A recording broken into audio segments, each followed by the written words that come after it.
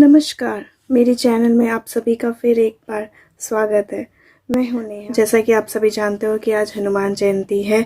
हनुमान जयंती चैत माह की पूर्णिमा को मनाया जाता है। इस दिन हनुमान जी का जन्म हुआ था, ऐसी मान्यता है। तो आज मैं आपको दिखाऊंगी कि कैसे मैंने आज हनुमान जी की सेवा करी और उन्हें कैसे और उनकी पूजा किस तरीके से करी है, ये सब मैं आपके साथ शेयर करना चाहती हूँ। रोचक कहानियाँ भी हैं हनुमान जी के साथ, जो आज हम जानेंगे।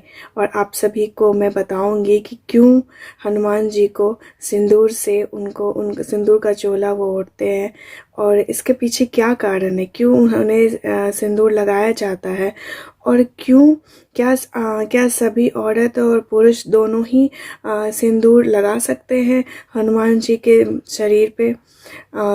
इन सब चीज़ों को अगर आपको जानना है तो आप प्लीज़ एंड तक आप ये वीडियो देखें। और ज़्यादा लेट नहीं करती हूँ और मैं शुरू करती हूँ। फिर से एक बार आप सबको हनुमान जयंती पर बहुत बहुत बहुत शुभकामनाएं। डेली रूटीन में जैसे मैं पूजा करती हूँ, मैं आज भी वैसे ही करूँगी। सबसे पहले मैं दीप ज्वलित करूँगी, उसके बाद मैं गणेश जी का आह्वान करूँगी और उसके बाद मैं अपने लड्डू लाल और माधव दोनों को स्नान करा के तैयार कर दूँगी। और फिर आएंगे हमारे बर्थडे बॉय यानी हनुमान जी। और ये मान्यता है कि हनुमान जी की पूजा बिना राम के की नहीं होती है, राम जी के साथ ही उनकी पूजा होती है। कहते हैं अगर राम जी की पूजा आपने नहीं करी तो आपको हनुमान जी की पूजा का फल नहीं मिलेगा। इसलिए मैं राम दरबार के साथ ही हनुमान जी का पूजा करूँगी। तो फिर चले देखते हैं। एक मैंने पीतल का लोटा लिया है और इसमें जल और गंगा जल दोनों हैं और इसी को मैं यूज़ करती हूँ सारे भगवान के चरणों में। जो मैं जल डालती हूँ वो यही होता है।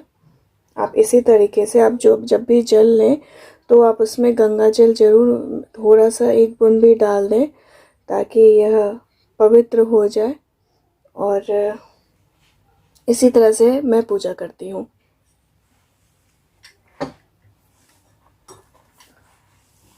ओम गण गणपते नमः, ओम गण गणपते नमः, ओम गण गणपते नमः, ओम गण गणपते नमः। जैसा कि पिछले वीडियो में मैंने आपको बताया था कि मुझे लड्डू गोपाल का श्रृंगार करना होता है, तो मैं पहले से इस तरह से एक प्लेट में और मैं सब कुछ उसमें रख लेती हूँ ताकि ये आसान हो जाता है मुझे, जब ज़्यादा लेट नहीं होता है, क्योंकि मुझे डेली केक करना है। तो आज जिस तरह से आज हनुमान जी का बर्थडे है, जन्मदिन है, तो उनके लिए जो भी मैंने जो चाहिए था श्रृंगार के लिए जो मैंने रखा है, तो मैं आप सभी को दिखाना चाहूँगी। ये देखिए, ये लोटे हम जिस तरह लोट की जिसमें मैंने गंगा जल रखा है।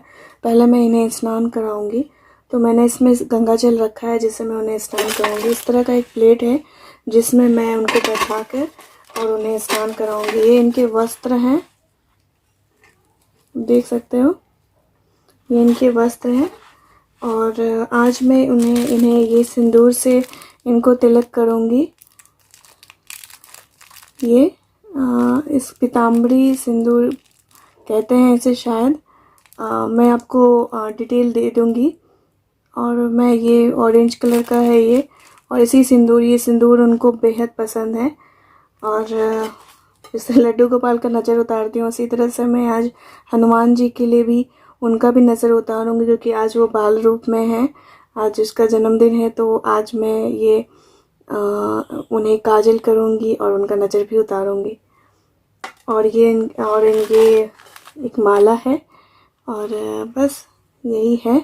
और फिर देखते हैं कैसे होता है, कैसे करती हूँ मैं सब कुछ।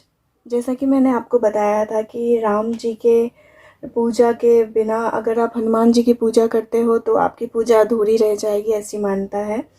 तो मैंने पूरे राम दरबार को आपके सामने आप दर्शन कर सकते हो और आप देख सकते हो। ये मेरे राम दरबार हैं, जो श्री राम, माता सीता और लक्ष्मण जी। और यहाँ पे मेरे हनुमान जी हैं, आप इन्हें देखो।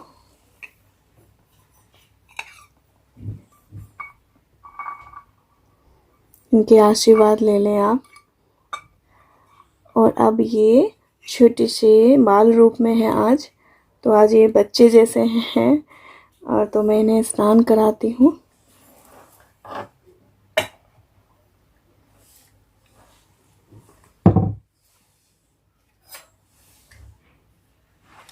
जैसा मैंने बोला, आपको गंगाजल से स्नान कराना है। और यहाँ भी एक आपको मंत्र आए तो मंत्र उच्चारण करें, नहीं तो ऐसे भी आप दोनों हाथ जोड़ के ही इन्हें स्नान कराएं। तो इस तरह से आपको दोनों हाथ इस तरह से पकड़ना है। और श्री हनुमते नमः, ओम श्री हनुमते नमः, ओम श्री हनुमते नमः, ओम श्री हनुमते नमः। इन्हें अच्छे से साफ कर लें पहले, जो पानी है वो सारा। अब मैं इन्हें वस्त्र पहना के आप सभी को दिखा। आप देख सकते हो मैंने इनको नीचे का चोर पहना दिया, और इस तरह का ये गम है वाइट कलर का, एक येलो में भी आता है। और इस तरह ये मैं हमेशा यूज़ करती हूँ। ये आपको किसी भी पूजा शॉप में मिल जाएगा, और इससे बहुत अच्छे तरीके से कपड़े बिल्कुल स्टिक कर जाते हैं, ये अच्छे से होल्ड करता है। और तो मैं लड्डू गोपाल या फिर किशोर किशोरी को भी जब मैं तैयार करती हूँ तो मैं इसी से इसका ही इस्तेमाल करती हूँ। तो इस तरह से आपको ये बहुत सस्ता है, 20-25 रुपये में। अब देख सकते हो किस कंसिस्टेंसी में है। और इसे बस यहाँ पे मैं स्टिक कर दूँगी, क्योंकि मैं अब इनको पटकन जो है वो पहना दूँगी। इस तरह से देखें, कुछ इस तरह से। और यहाँ पे अब गाने का भी आनंद लें, और भगवान भी देख सकते हो। अब मैं इन्हें पटकन पहनाऊंगी। ये इनका पटकन है।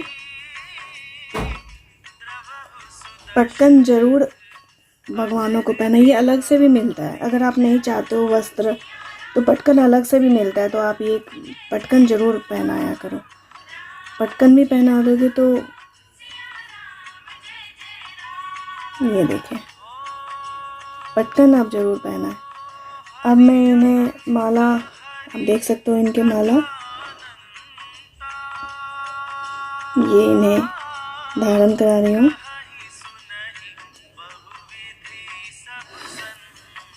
कितने अच्छे से इन्होंने, देखो कितने अच्छे लग रहे हैं आज।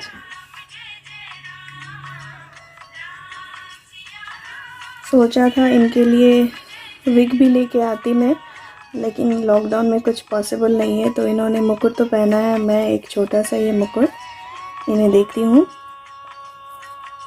ये तो बहुत अच्छे से इन्होंने पहन लिया, लेकिन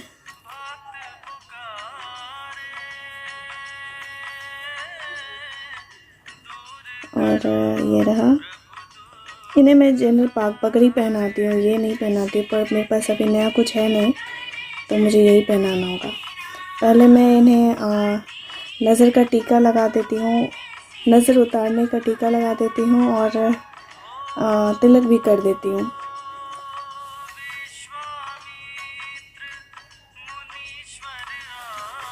मैंने कहा था जिस तरह से ये ऑरेंज वाला,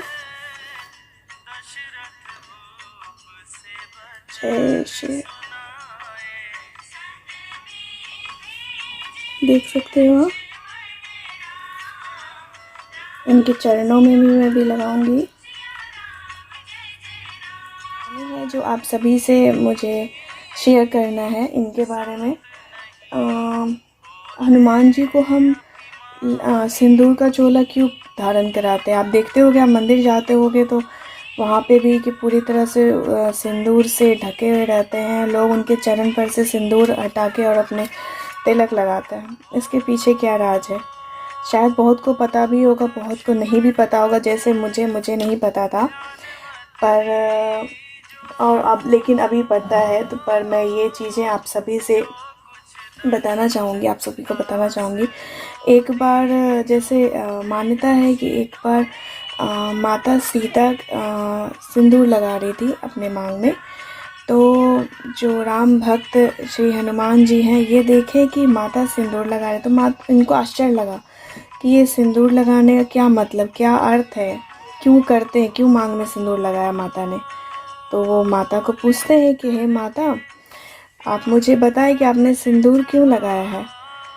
तो माता बोलती हैं, मैं सिंदूर इसलिए लगाई हूँ, या धर्म पत्नी जो भी होती हैं, जो भी शादीशुदा होती है, वो सिंदूर इसलिए लगाती हैं क्योंकि वो चाहती है कि उनका जो पति हो स्वस्थ रहे और उनकी उम्र भी बढ़े, दीर्घायु हो। तो इसलिए मैं करती हूँ, ताकि मैं अपने श्री राम जी की स्वास्थ्य की कामना करती हूँ कि वह स्वस्थ रहें और उनकी उम्र भी बढ़े। तो जब ये हनुमान जी सुनते हैं, हनुमान जी बड़े ही कोमल दिल के हैं। कहते हैं कि कलयुग में अगर कोई भगवान आसानी से प्रसन्न हो जाता है तो वो है हनुमान जी। ऐसी मान्यता है कि इसलिए हनुमान जी की पूजा, कहते हैं वो सबसे आसानी से वो प्रसन्न हो जाते हैं सभी भक्तों का, और शक्ति के उपासक भी हैं, और कहते हैं 11वां रूप है शिव के। तो इस तरह से इनकी तो बहुत सारी कहानियाँ हैं, पर ये जो मैं बता रही थी। तो फिर ये हनुमान जी सोचने लगते हैं कि अगर इतना, मतलब मांग में आप कितना सिंदूर लगाते हो, इतना सा, तो इतने सिंदूर लगा लेने से अगर स्वास्थ्य अच्छी होती है, उम्र बढ़ जाती है, तो अगर मैं पूरे शरीर में सिंदूर लगा लूँ तो मेरे प्रभु श्री राम के लिए कितना अच्छा रहेगा, उनके लिए कितना, उनकी स्वास्थ्य या उनको कोई भी परेशानी ना होगी। कितना अच्छा, इतना कम सिंदूर इतना लाभ देता है। तो जब मैं पूरे शरीर में सिंदूर लगा लूँगा तो कितना लाभकारी होगा। और यह सोचकर वो पूरे सिंदूर को अपने पूरे शरीर में लगा लेते हैं। और आप अब ये भी सोच रहे होगे कि मैंने ऐसा क्यों नहीं किया। अगर इनको पसंद है ये चीज़ और ये इस रूप में रहते तो मैं क्यों नहीं की। मुझे नहीं पता इसके बारे में ज़्यादा कुछ, पर जितना मैंने जाना है वो बता रही हूँ आप लोग को। कि ये भी मान्यता है कि औरत इनको सिंदूर नहीं लगाती, इनके वो सिंदूर का चोला औरत नहीं पहना सकती, क्योंकि एक तो ये ब्रह्मचारी थे, बाल ब्रह्मचारी थे, आप सभी को पता है। तो ये औरत के पास पसंद नहीं करते, तो इसलिए नहीं करते। और जब ये और मंदिर में भी या कहीं भी जो इनको सिंदूर का चोला इनको पहनाया जाता है, तो वहाँ पे औरत का जाना, किसी भी औरत का जाना, स्त्री का जाना वर्जित होता है। कहते हैं इनको चोला जब पहनाया जाता है तो वहाँ पे कोई औरत उसे देख नहीं सकती। और उसका चोला पहनाने का भी एक तरीका है, पैर से सर के ऊपर जाते हैं, मतलब सबसे पहले आपको चरणों में लगाना है सिंदूर, और चरण से आप सर तक जाओगे, और उन्हें पूरे बॉडी में इनके सिंदूर लगाई जाती है।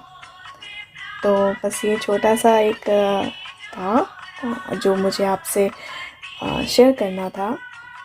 चलो फिर चलते हैं, और इन्होंने भी सुन ली मेरी बातें। अब इन्हें विराजमान करते हैं और इनकी पूजा अर्चना करते हैं। जय श्री राम। श्री रामचंद्र के बाल भजु मन हरण भवन दारुणम कंज लोचन कंज मुख करे कंज पद कंजारुणम इति तुलसी भरते दिने सदा नादते सनि कुंजलम अति तरे रचे सचिनो निजन गसुलहारुणम चंद्र पाल भजो मन